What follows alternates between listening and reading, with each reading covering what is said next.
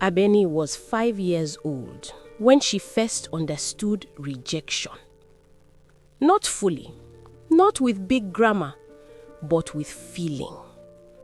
She remembered sitting on the floor of their small one-room apartment in Ibadan. The ceiling fan was not working, and her mother was fanning her with an old newspaper. The room smelled of kerosene stove and fried gari. Outside, children were playing 10-10. Her father's voice was loud that day. "I told you, Bisi, this pregnancy is your problem. Don't put it on me." Her mother's voice shook. "Kunle, she looks exactly like you." He laughed, a cold laugh. Anybody can look like anybody. Abeni remembered crawling closer to the door, hugging her small teddy bear.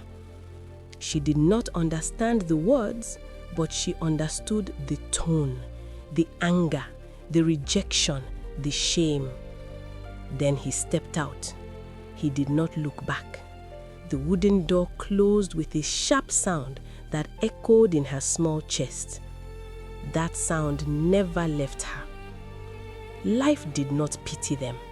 School fees became prayer points. Food became careful calculation. Electricity became luxury. Abeni watched her mother struggle. She saw how neighbors whispered when they passed. She heard aunties say, "Single mother, that man never marry her." Sometimes at night, Abeni would ask softly, "Mommy, where is Daddy?" Her mother would smile with lips only. "He traveled." But children grow, and lies grow tired. By age 10, Abeni stopped asking. Instead, she studied. Under candlelight, under street light, under any light she could find. She learned early that if she must carry her name alone, she would make it heavy with meaning. In secondary school, she faced mocking. "Fatherless child," one boy shouted one afternoon. Her hands shook, her ears burned, but she did not cry. Instead, she became first in class. If her father would not claim her, the world would. Years passed like harmattan dust, dry but moving. Scholarships came, university came, Lagos came. The first day she entered her own office as a certified architect, she stood quietly and touched the smooth glass table. She remembered the cracked wooden door of her childhood, the leaking roof, the thin mattress she shared with her mother. She promised herself something that day. No one will ever close a door on me again. Her mother did not live long enough to see her full success. High blood pressure, too many years of stress, too much silent pain. At the burial, as the red earth covered the coffin, Abeni felt something break and something harden inside her at the same time. She was alone now, fully but strong. Back to the present. The security camera still showed him. Older, smaller, weaker. The once confident man who walked away now stood like someone begging life for extension. Her phone buzzed. Unknown number. She ignored it. Then it buzzed again. Finally, a message came. "Abeni, I know I don't deserve your time, but I need your help. Please." Her throat tightened. How did he get her number? Why now? She zoomed in on the camera. His face looked thinner, his eyes sunken. There was no arrogance left there, only fear. Fear of what? Sickness? Loneliness? Death? She did not know yet, but she knew something else. The door he closed years ago led her here, to this moment, to this power. the power to decide. Outside, he slowly lowered himself to sit on the pavement near her gate. Passers-by glanced at him without interest. Cars moved, life continued. Inside, Abeni stood frozen between memory and mercy. She remembered her mother crying quietly at night. She remembered eating soaked garri without sugar. She remembered that wooden door. Her hand hovered over the remote control that would unlock the gate.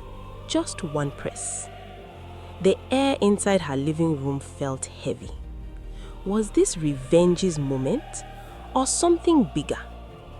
Outside, her father coughed weakly. And for the first time in many years, Abeni felt something unexpected stir inside her heart. Not anger, not hatred, something more complicated, something that scared her. She did not open the gate, not yet, but she did not walk away either. And outside, under the burning Lagos sun, the man who once denied her existence waited at the gate of the daughter he abandoned. He did not know whether she would save him, and she did not know whether she wanted to. The camera screen flickered softly in the quiet room, and the story was only beginning. When Abeni finally pressed the gate remote, it was not anger that moved her finger. It was curiosity.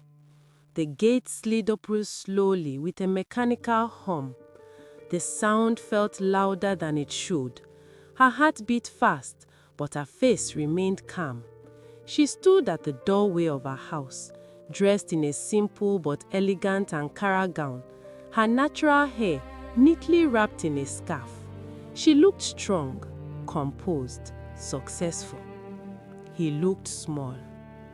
Kulen lifted his head slowly as the gate opened. Their eyes met. For a moment, time shifted. She saw the younger version of him, tall, handsome, proud. The man who used to wear shiny shoes and speak big English. The man who believed he would conquer Lagos. The man who believed children were obstacles to ambition. Now his slippers were worn, his short collar was loose, his beard had more white than black. He tried to stand quickly, but his legs shook. Abeni, his voice cracked like dry wood. She did not move closer. She stood at a safe distance. Yes? That single word held years of silence. He swallowed. I know I don't have the right to stand here, but I had nowhere else to go. Her chest tightened, but her face remained calm. She had practiced this in her mind many times. She had imagined confronting him, asking him questions, demanding explanations. But now that he stood in front of her, he looked less like a villain and more like a broken man. "What do you want?" she asked. He looked down, ashamed. "I am sick," he said quietly. "Kidney problem. The doctor said I need treatment urgently." The air shifted. She folded her arms. "And?" He hesitated. That hesitation carried the true weight of his visit. "And I cannot afford it." Abeni almost laughed, not because it was funny, but because life had a strange sense of irony. The man who rejected responsibility was now asking for rescue. "You have a wife," she said carefully. "You have family." His jaw tightened.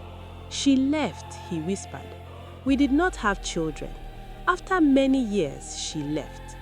The words landed slowly inside her. Childless. The man who refused to claim his firstborn ended up without another. Karma did not shout, it walked quietly. A small silence stretched between them. Birds chirped in the compound. Somewhere far away, a generator started. "Abeni," he continued, "I was proud, too proud. I thought I would become very rich. I thought a child would slow me down. I made mistakes." Mistakes. Such a small word for such a long wound. She felt something rise inside her chest. Anger, yes, but also a strange sadness, because she had spent years building herself without him. And now that she stood strong, he appeared weak. I struggled, she said softly. Mommy struggled. His eyes filled with tears. I know. No, she corrected gently. You don't know. She remembered her mother fainting one afternoon because there was no food in the house. She remembered the landlord embarrassing them. She remembered scholarship forms filled with trembling hands. He was not there for any of it, but here he was now. Needing her, needing the daughter he once erased. She noticed his breathing was uneven. His hands trembled slightly. The pride was gone, completely. What exactly are you asking me for? She asked. He took a deep breath. I need help with the hospital deposit. They said if I don't start treatment soon. He did not finish the sentence. Death hung between them, unspoken. For a brief second, Abeni imagined turning back into the house and locking the door. She imagined telling him, go and meet the same ambition you chose over me. She imagined revenge. But revenge did not look as sweet as she once thought. It looked heavy, very heavy. She studied his face again. Lines of regret were written clearly across it. His eyes no longer carried arrogance, only fear and something deeper. Loneliness. That word touched her because she knew loneliness too. When her mother died, the world became quiet in a painful way. Success did not remove loneliness, it only decorated it. Was this what his life had become? Decorated pride that ended in isolation? Why now? She asked finally. He blinked. Because you are the only family I have left. The sentence pierced her unexpectedly. Family. He had never called her that before. She turned away briefly and looked at her house. The large windows, the polished tiles, the flowers her mother loved. Everything here was built from years of determination. He did not contribute to any of it. And yet, without his rejection, would she have fought this hard? That thought unsettled her. Was her strength born from pain? If so, what did she owe him? Nothing, but maybe something. Her phone buzzed again inside the house. A business partner calling. A reminder that she had meetings, responsibilities, a future still moving forward. She faced him again. I will not decide now, she said calmly. Hope flickered in his eyes. But listen carefully, she continued. If I help you, it will not erase what you did. It will not rewrite my childhood. It will not bring my mother back. He nodded slowly, tears falling freely now. I understand. Did he? She was not sure. Go to the hospital tomorrow morning, she said after a long pause. Send me the details. His lips trembled. You mean? I did not say yes, she interrupted firmly. I said send me the details. He bowed his head slightly. The once proud man now stood like a child being corrected. Thank you, he whispered.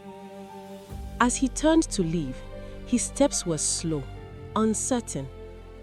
She watched him walk toward the gate again, the same gate that once symbolized rejection, now becoming a doorway of possibility. But as the gate closed behind him, her heart felt heavier than before. Helping him would not be easy, not emotionally. And somewhere deep inside her, A question remained unanswered. Was she helping him because she was kind, or because she needed to prove she was better than him? That night, sleep did not come easily, and far away in a small rented room, her father lay awake too, wondering if tomorrow would bring healing or final judgment. The decision was not yet made, and the story was far from over. The hospital smelled of antiseptic and quiet fear. Abeni stood at the entrance of the private clinic on Victoria Island, her heels clicking softly against the polished floor. The air conditioner hummed gently, fighting against the Lagos heat outside. Nurses in neat uniforms moved briskly past her, their faces calm but serious. Somewhere down the corridor, a machine beeped in a steady rhythm, a reminder that life can hang on thin threads. She had not told him she would come. She had transferred the hospital deposit 2 days ago after confirming the diagnosis: advanced kidney failure, urgent dialysis needed. The amount did not shake her financially, but emotionally, it felt expensive. She paused outside his ward. Through the small glass window, she saw him lying on the hospital bed. Tubes ran from his arm. His once firm chest now rose slowly, carefully, as if even breathing required permission. He looked smaller than she remembered. For a second, she saw not the man who denied her, but a fragile human being nearing the end of his strength. Her heart beat unevenly. She pushed the door open quietly. He turned his head weakly when he heard movement. His eyes widened when she saw her. "Abeni," his voice was faint, almost swallowed by the room. She nodded once and moved closer. She did not sit immediately. She observed the white sheets, the IV drip, the dryness of his lips, the fear hiding behind his tired eyes. "You came," he whispered. "I needed to see for myself," she replied. He looked at the machines connected to him and gave a small, bitter smile. Life has a way of humbling a man. She did not respond because she knew that already. She pulled a chair closer and sat down. The silence between them was no longer sharp. It was heavy but softer than before. "The doctor said treatment has started," she said calmly, "but it will require discipline and long-term care." He nodded slowly. "I don't deserve this." That sentence hung in the air. Abeni looked at him carefully. She searched his face for pride, for manipulation, for any sign that this was another selfish act. She found none, only regret. He said suddenly, "I used to think about you many nights, but shame is a strong prison. I told myself you were better without me. I convinced myself it was too late." Her throat tightened. She remembered birthdays without calls, graduation without congratulations, her mother's burial without his presence. "It was too late," she said softly. He closed his eyes briefly, pain crossing his face, not physical pain, but something deeper. "I know," he whispered.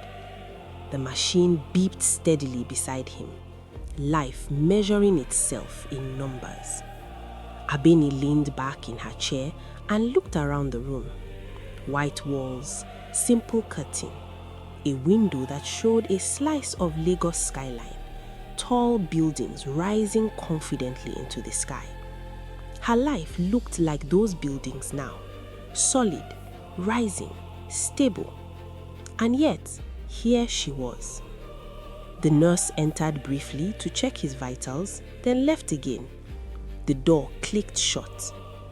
"Abeni," he said after a long silence, "why did you help me?" She did not answer immediately because she had been asking herself the same question. Was it duty? Culture? In Yoruba land, elders are respected no matter what. Was it fear of public opinion? Or was it something more personal?